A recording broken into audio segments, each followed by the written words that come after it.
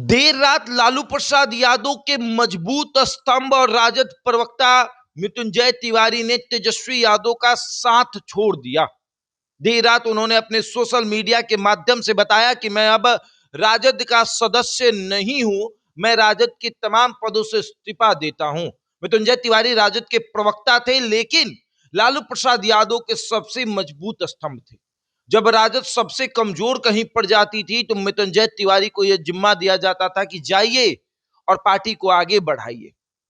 मृत्युंजय तिवारी ने हमेशा पार्टी को आगे बढ़ाया है, लेकिन कल फफकते हुए रोते हुए मृत्युंजय तिवारी ने कहा कि भैया, इस पार्टी में हमें हमेशा अपमानित किया गया है और अब मैं इस पार्टी में नहीं रहूंगा।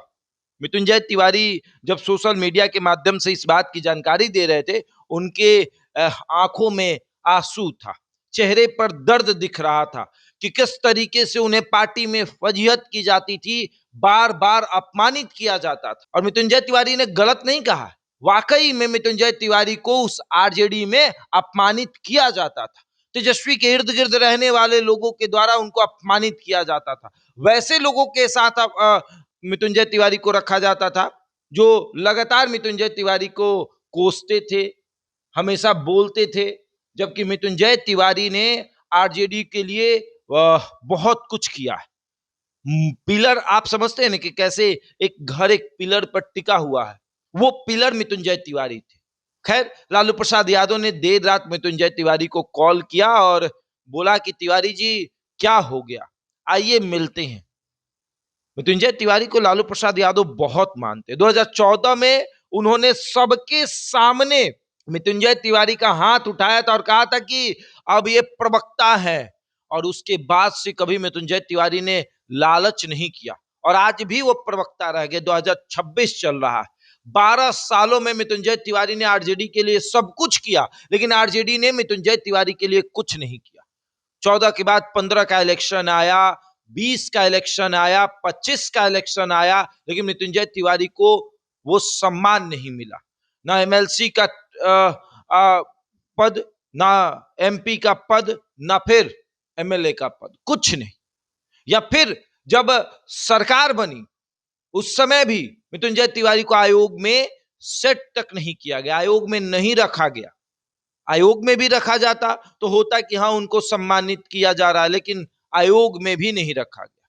उसके बाद भी बिना स्वार्थ के मृत्युंजय तिवारी पार्टी की सेवा कर रहे थे, लेकिन उस पार्टी में उनको अपमानित किया जा रहा था। कुछ गिने चुने ऐसे लोग हैं जो मृत्युंजय तिवारी को लगातार अपमानित कर रहे थे, लगातार उनको इस बात का धौंस दिखा रहे थे कि हम आपके बॉस हैं, जबकि आता जाता कुछ नहीं है।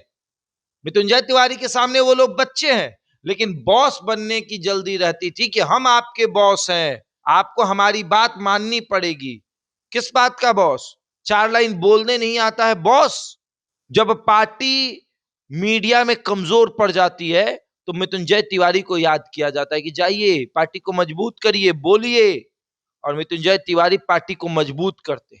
लेकिन जब मृत्युंजय तिवारी को सम्मान देने की बात आती है तो वहां कहा जाता है कि हम आपके बॉस हैं, आपको दब के रहना है।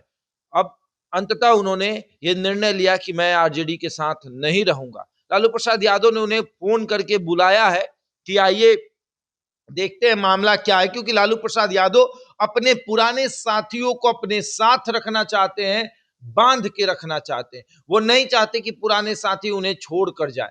लेकिन तेजस्वी यादव को इस बात से कोई फर्क नहीं पड़ता कि उनके पुराने साथी उनके साथ रहेंगे या छोड़कर उनके चले जाएंगे।